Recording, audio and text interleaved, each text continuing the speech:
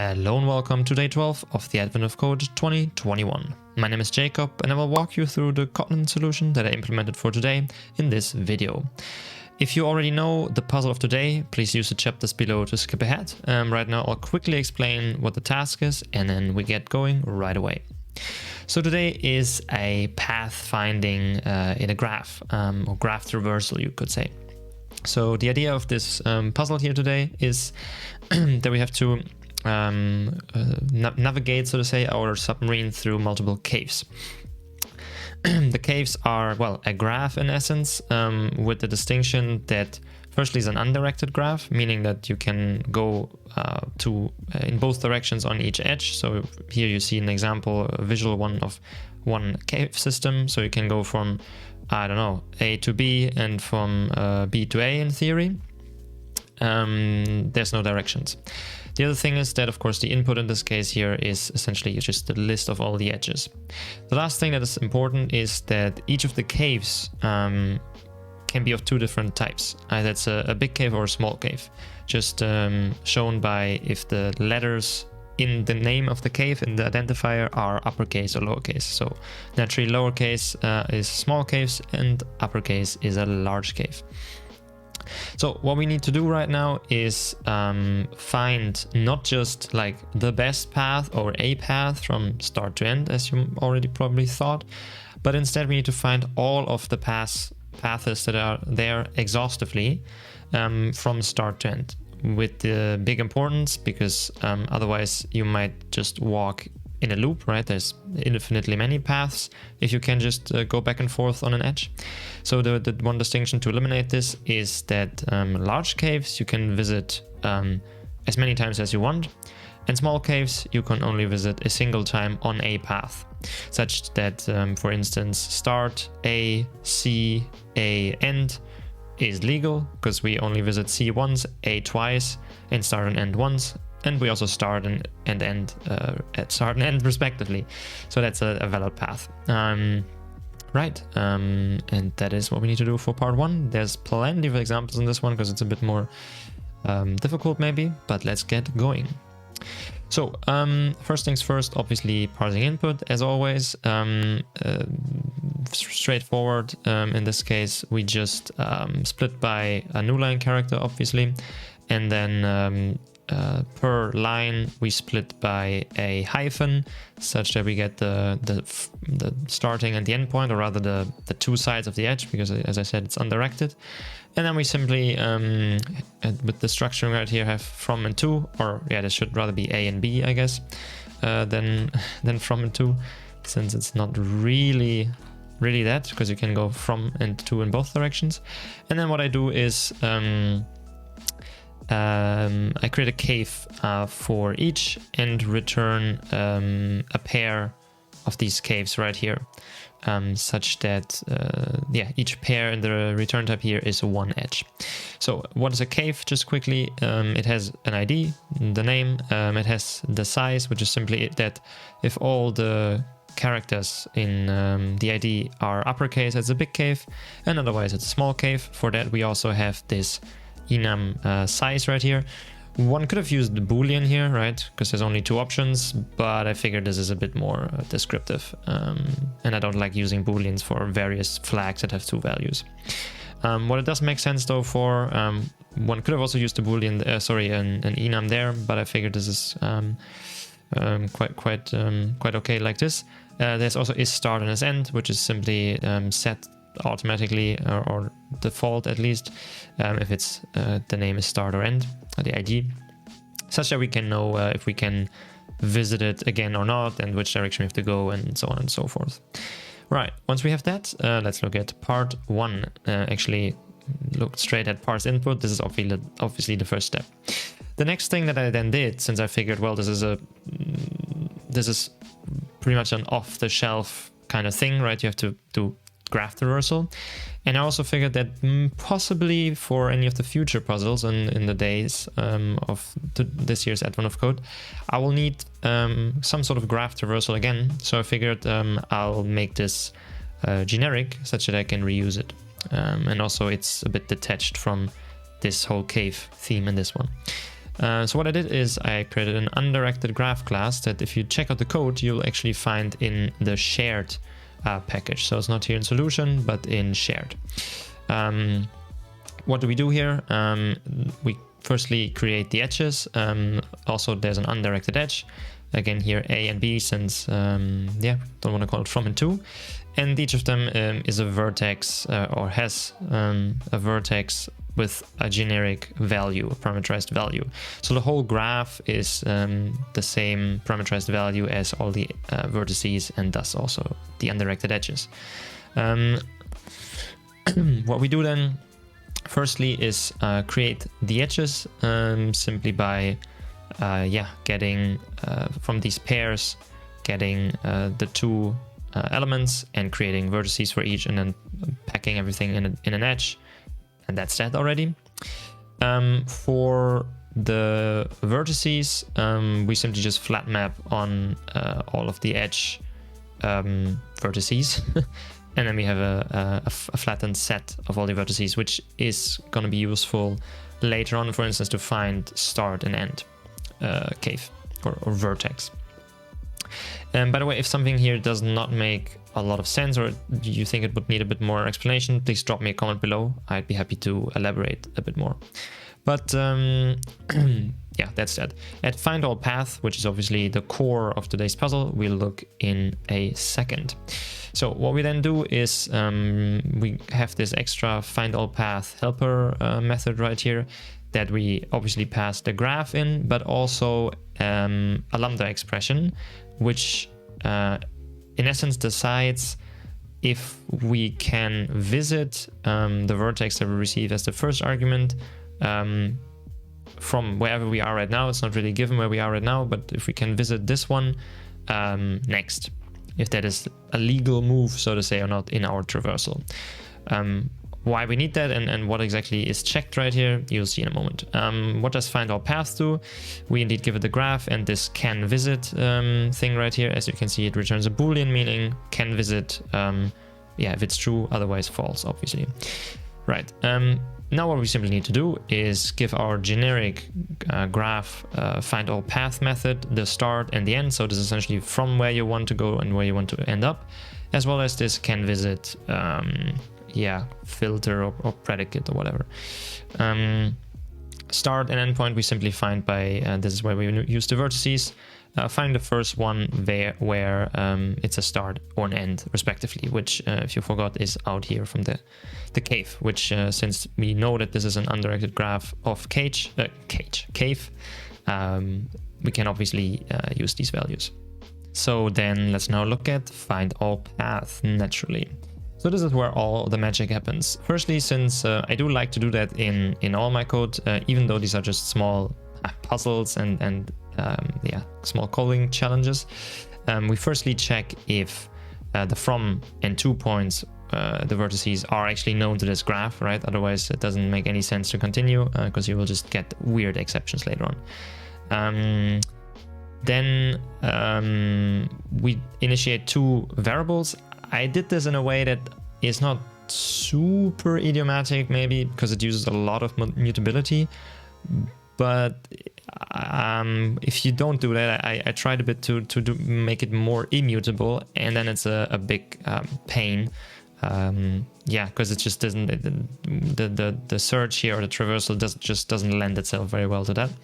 But it could be done like that, would be a bit more idiomatic, but since this is all hidden away and it doesn't leak outside of this method, I figured it's perfectly fine. So we create first of all the paths that we found, which is simply a set, and here you see the mutability thing that I mentioned. It's a mutable set of a list of vertices, meaning that due to the order of the list, this is the hops you take in the path, and then you have all the path in the set. The next thing is this visited list right here. Importantly, this has to be a list, of course, since we can visit vertices twice. So if you remember back, the ones that are big caves, so uppercase, we can visit infinite amount of times. Obviously, then it can also appear on the visited path infinite times. So this has to be a list and not how typically you would do a path finding with a set, such that yeah, you can just only visit everything once. At least if you want to find like a good or perfect path throughout the graph, then you typically don't want to walk in circles. And the important thing here, we also add with this scope function right here, we add the from point as the first element in the list, since all the path, or the path we start with at least, it has to be from, or actually all of them, as you'll see in a moment how I did that. And then actually what we do is we have this helper method right here with the same name, overloaded in essence, with the idea that this is working recursively, such that it can call itself over and over again, which you see it does right here. So what I did here is essentially a breadth first search. If you don't know at all what that is, again, let me know in the comments. It's a bit hard to like find a good difficulty level for these kinds of videos, but I just presume you know, otherwise let me know, or try to Google a bit. But I'm happy to help, just let me know. Right, so the clue about this now is that this visited list is not only going to be used to check, hey, have I been at this spot already? But it's also mainly going to be used to build all the paths along the way. So what we do right here, let's ignore these first two lines for now, or rather the first one, because that is where the can visit predicate gets interesting. So the algorithm in general is pretty straightforward. We get all the vertices that are adjacent to the last one that we visited. So essentially we want to continue from where we've been just a moment ago. Another reason why this is a list and not a set, even though you could of course have, I don't know, a linked hash set or something that that retains the order. So we just have this get adjacent method right here and give it visited.last. Get adjacent, yeah, it just looks at all the edges and sees if either like A or B are of an edge are the one that we're asking for, and then we put in everything into a set, and then we know everything that's adjacent in the graph. So yeah, if we're at A, it would give start, B, end, and C. Quite straightforward, right? Because that's all the edges that mention A. And then what we do is, once we have these vertices, we firstly, of course, need to check if we now arrived at where we want to go, our endpoint in this case, so the 2. If that is in the vertices we can go to, then we do just that. We add our 2 point to visited, such that we essentially go there now. Then we say for all the paths that we want to collect, we add the current visited list. So this would then contain our path. Let's say we can go from start straight to end for some reason. Then we would immediately go here, of course, and add the endpoint, and then add to all of our paths this list that contains start, end. That's it. Very, very important right here, of course, since we do work with mutability and this is a mutable list. I do this toList again right here, which doesn't really have any effect if you check the implementation, because it in essence just also does a mutable list. But the important thing right here is that it creates a new array list instance with the previous list as for the constructor, meaning that this will lead to a new reference.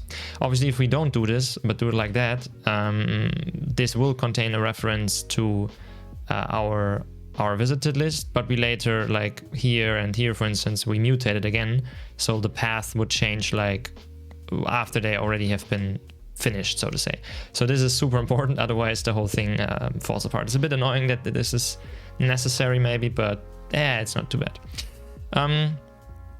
What we then do, and this is where the whole thing gets interesting, we reuse essentially the visited list to build these paths over time again.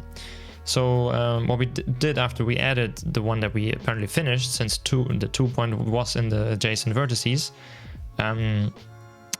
we remove the last one again, which can only be 2 at this point. We could also have done remove 2, the same difference.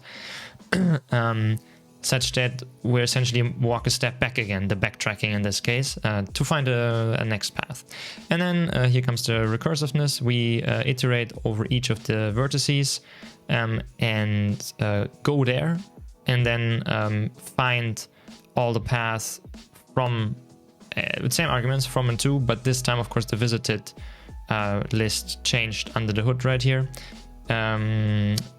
And we're essentially one step further already. So then the next thing we do, it looks like due to this this last bit here, we're already one step further in the graph. And yeah, if we do this recursively, and after we checked where we can go from there, remove it again, it will over time automatically like walk a bit, check where to go from there, and try to find the end, and then backtrack and try another path. Yeah, I'll run this in a second if this is a bit confusing what is going on here, but let's quickly look at what the can visit flag does. So this is in essence breadth first search, even though we're not searching for anything particularly, but we're just trying to find all the paths.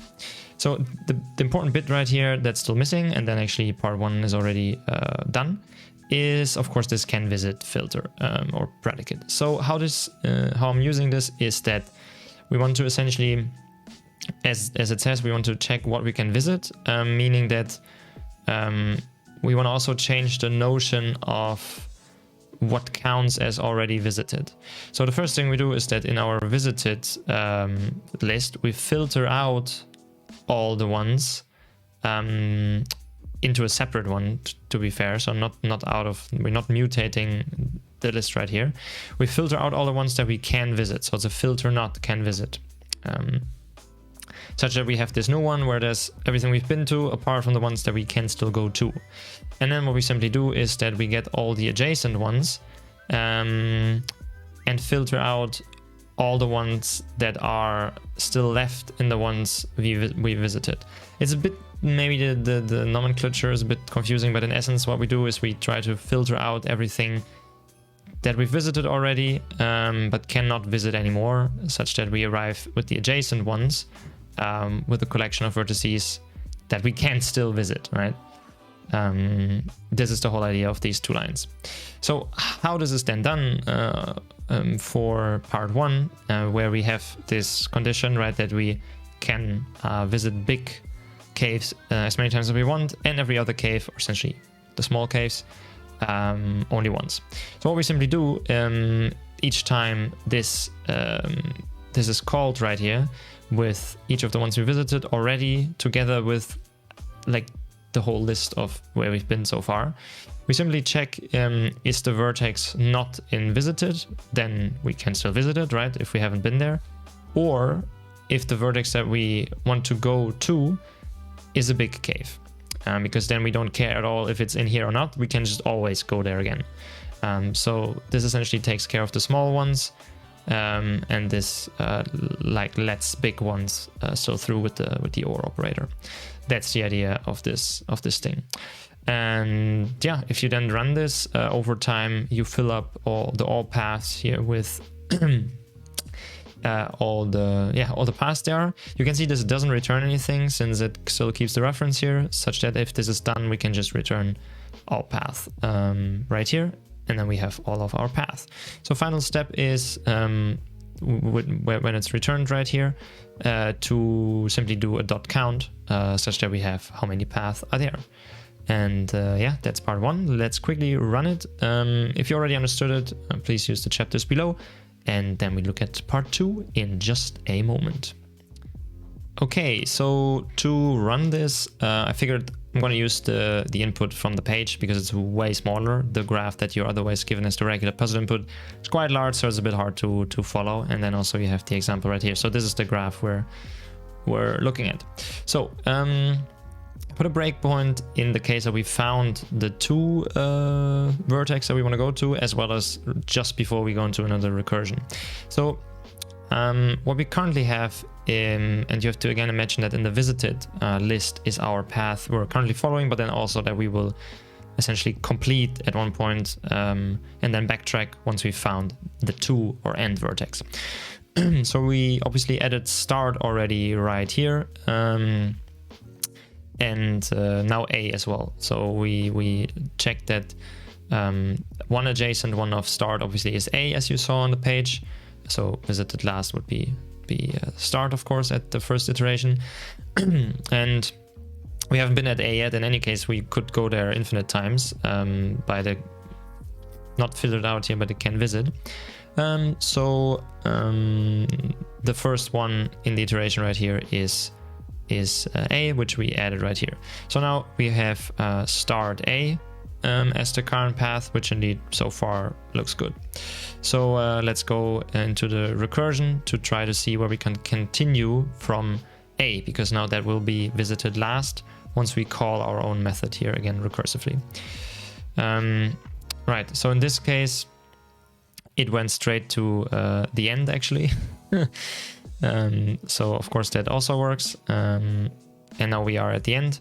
We can remove that again now, which will happen right here, such that we can then continue to move from A somewhere else. So if we continue, we are here again, and you see this time it added C. The thing that we also should look at though is all path, which will now have start, A, end. So the first thing it tried, it does start, A, end, then it sees, oh, I'm where I have to be now, so I add this path to all the ones and I backtrack once. So I go one step back, and then I look at all the other paths we can go from right here, which for instance are C and B. So apparently C is the first one in this set, since this was added right here in this line. So vertices from A at this point is C, B, and end. So we try C first, we add that right here. So now we have start AC. We continue into the recursive case, so we try to see where to go from C, which is only A. That's the only way you can go, obviously, from C. So you go start, A, C, or rather we go start, A, end, go one back, go to C, go to A, and now we can see where else to go, which is in this case end again. So from here we can go to the end again, and we have another path. So now the path is start, A, C, A, end, which is legal since we visited only a big cave A multiple times. At this point we again add this path to all of our paths. Here you have it, start, A, C, A, end, and we backtrack and try to go from start, A, C, A, somewhere else, which now is the last one I'll quickly walk through, where it becomes interesting with the can visit thing, because we can now not go to end because it's a small cave. We can also not go to start because it's a small cave, and we can also not go to C is a small cave, since all of these are already invisited if you check it right here. So we have start, we have C, and imagine B wasn't there yet because that's what we just added a line before. So we can essentially only go to B at this point, or just nowhere anymore. So what we do, we add the B right here, such that we again try to continue from there. And now you see that we have another path, which is start, A, C, A, B, end. And due to the fact that this is recursive now, and we go like deeper and deeper into the stack, you see already we have stacked quite a lot of stuff on top of this here. Automatically, once this happens to be empty at some point, right, because you can just not go anywhere anymore, the iteration here doesn't do anything. So the method ends and you essentially jump back where you were here, and you then remove something from this visited again, such that once we, for instance, did all the options from start to A, so everywhere you can go, so that you are still at A, but you can just not go anywhere anymore because you've visited everything already, then it will just not iterate over anything, meaning that the method stops, it goes back to where the method was called from, and we also then remove A again, because we've already, that is currently then the last one, such that we go backtrack even further and try from there, and if that also doesn't work, so on and so forth. So at some point you get into a case right here, where now we've been at D. Apparently we cannot go anywhere from D, which is true, because if we ever make it to D, we're stuck. Like, we cannot go to B since it's a small cave, and the only way to get D is to go through B, meaning that we definitely have been in B already, which you can see actually right here.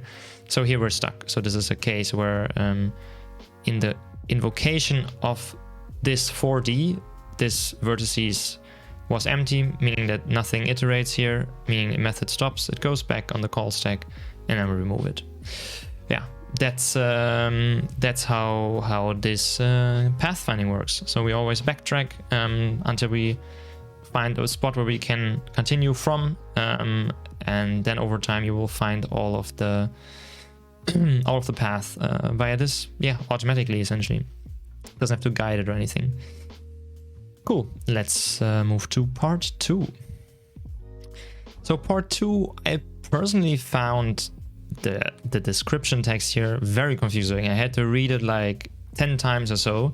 It's not necessarily in itself like written very difficult or whatever, but it's the example is not very good, even though usually they're pretty good. So what we have to do here, actually, after I figured it out, is we can now, whereas we could only visit a small cave once so far, right? We can now visit a single small cave on any of every of these paths. So it resets for every path. This is something that's important to keep in mind. We can visit one of the small caves multiple times, but only one of them. All the other ones, apart from this chosen one, we can only visit still only once. Right. Sounds a bit difficult maybe on paper, but actually with one small tweak, this is very easy to implement with the setup we have right here. So if we look at solve part 2, the only thing we have to change, literally all this code is exactly the same. We still have to say how many paths are there with this difference. The only thing we have to change, and you can imagine that's precisely why I built it like that, is this lambda right here that determines can we visit this next vertex or not. So what we now have to do here simply, and that's important to keep in mind, what it means to that you can visit a small cave twice can be very easily done by just the first one that you see that is small, you just take that as the one that you visit twice. For the simple reason that due to the backtracking, this will automatically at the end lead to you still trying all the combinations essentially, right? So if you for instance in this example here we start with apparently using first going to B as the first small cave, you see we use B a second time, and then for another one where we maybe go to C first, we might use that another time. But what we can now simply just do here is each time we check can we go to this vertex, on top of doing exactly what we did before. So we still check, hey, have you already been there? Then you cannot go there.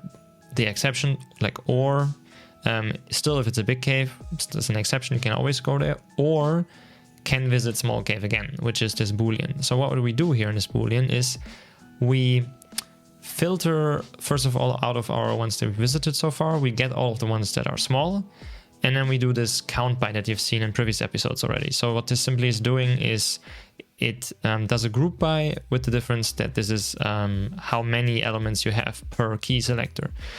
So where a regular group by would give you, well, the key and then a list of all the elements that match the key selector. In this case, we use this each count on the grouping to get just a count of how often each of the keys appears. So what this would give you is how often for any of the small caves, how often we've been there already, right? So this is what this map has. And then what we can simply check is that as long as none of the small caves we've visited so far have been visited more than once, we still have an exception, which is precisely for only will happen for this one case where we have only been at a small cave once. So the time in here actually where we've been at B, this is anyways fine because it's still covered by not having been visited yet, right? So we go to A, also fine, since this is large cave, big cave, you can always go there. But then at this step, what will happen now is, in theory, by the first part, this wouldn't be allowed because we've been here and it's not a big cave, right? But now it is allowed since there's no other caves in our mapping right here that we've been twice so far. As a matter of fact, the only cave in this whole mapping at this point is in fact B, so this map will simply contain B1. We have been there once, meaning that there's indeed nothing, so none where there's value larger than 1, which means that we can go there again. So this last exception kicks in, so we in the end return true, such that it will visit B again. But then if we would continue and we go to A again and to C and to A, and then it will check actually, hey, can we go to C again? Because yeah, it is a possible way to go from A. We have visited it already, so we rule it out by that. It's also not a big cave, so it also has to be ruled out. But now also for the last exception, it will also be ruled out, because now this will read, this map will have B has we visited that twice, and C we visited it once, meaning that now there is something that has a value larger than 1, namely B, since that's what we visited twice. So this is directly false, so there's no exception for C that we make, such that C is filtered out, and we won't go there. Instead, in this case, we go to end, because that's where we still can go then from A. Yeah, and this is how that works. The only thing that's also important right here is that the only exceptions that I mentioned in the text, so that's important to keep in mind here. However, the cave's name start and end can only be visited exactly once. So if we ever make it to this exception right here, the only thing we have to make sure is that the vertex we want to move through is neither start nor end. So this is this last bit here, which we only need to check for the case that this was already allowed, right? Otherwise, we might walk into a solution where we had start A, and then we look at, can we go back to start? And it's like, it's a small cave, but we have been there, but there's no other one. We have been twice, so sure, go ahead. But that's actually not allowed. So for this one edge case, we have to also make sure that it's neither start nor end. Then it is allowed. Right. Apart from that, we again count, and the rest is precisely exactly the same you've seen. So that was part 2 as well. If you have any questions about this, something that didn't make any sense or not enough sense, please drop me a comment below. I'm very happy to respond to you. Apart from that, I also have a Discord community server, so if you're interested to chat or discuss, or also of course ask some questions, please join. I'd be very happy to have a chat with you. The code, or like the invite link rather, you'll find in the description of this video or on the channel page itself. Apart from that, thanks for watching, and consider subscribing to the channel, and I see you on day 13. Tschüss!